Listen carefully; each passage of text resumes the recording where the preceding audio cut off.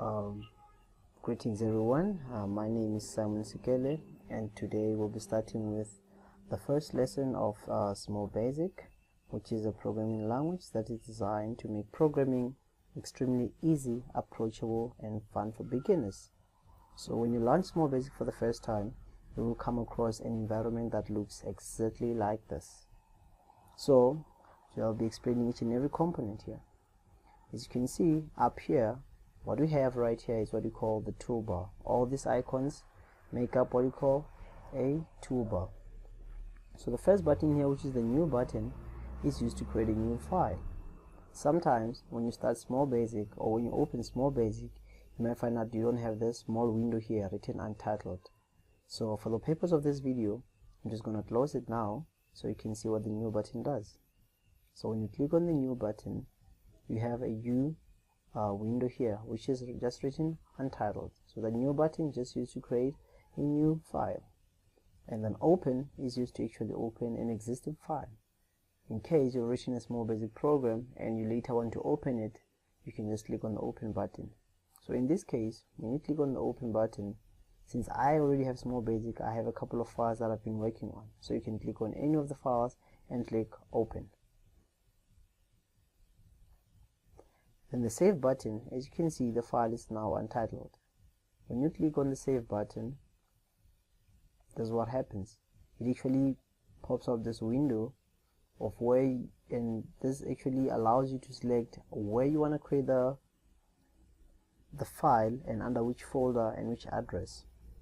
So for the purpose of this video, I'm just going to go to this PC, scroll down to drive D, which is Simon D. The D there is the drive letter D, and then I'm just gonna go and then click on new folder, and then just write Small Basic.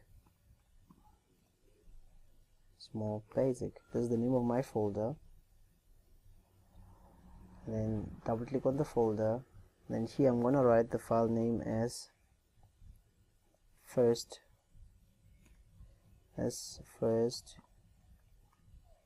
shape, and then click on save. Now you can see here what we have is where the file is saved. First shape.sb saved under drive D, the folder written Small Basic, and the file name being first shape.sb. So the save as button only works, or you can use the save as button if you want to save the same file but under a different name. So as you can see, if I go back here and click the save button again, it will keep saving the same file over and over. So it's more like an increment. When you keep working on your file and you want to keep saving your work, just click on the save button. Whereas the save as button, this one is used to actually create a new file under a new folder. So if I click save as, what will happen, it will want me to select, to actually specify a name and also choose where I want to save it. Import button won't be using it this semester. The publish button, if you have written a code in Small Basic or a program and you want to be able to access it online, what you can do is you click on publish. It will actually generate a small code that you can use on the Small Basic website to access your program. And then here you can see cut and copy. They are actually a bit faded. I can't click on them, as you can see. So I'm just going to write a couple of statements here. This is not a code. This is just to show you how cut and copy works. So I'm just going to write draw shape. So assuming that this will be my code, yeah.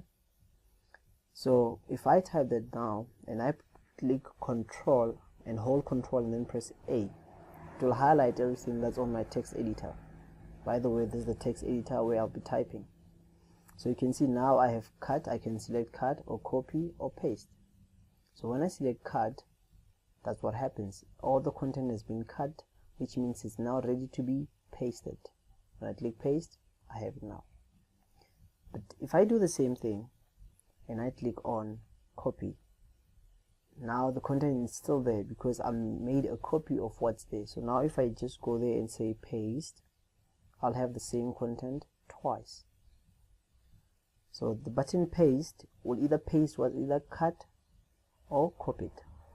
So undo, provided that I realize that I made a mistake here and I want to revert back to the previous statement I had. I just press undo, I'll have that, and if I press undo again, I'll have nothing. But if I want the same content again, I press redo, it will bring back what I had, and redo again, it will bring back that again. And then lastly, the last button, which is the run button. This run button here is what we'll be using frequently when we want to run our small basic program. So thank you for tuning in. Let's meet in lesson